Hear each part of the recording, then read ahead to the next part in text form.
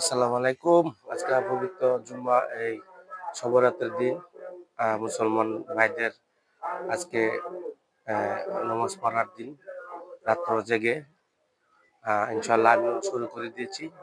বাসা দিয়ে বেরিয়ে যাবো এখন।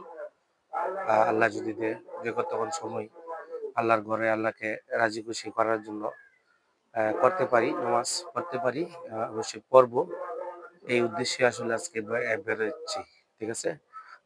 সম্মানিত মুসলমান ভাইয়েরা এবং বোনেরা যারা আছেন সবাই আজকে নামাজ পড়বেন আল্লাহর জন্য, আল্লাহকে সন্তুষ্ট করার জন্য, নিজেরা অনেক এতে পাপ কমানোর জন্য।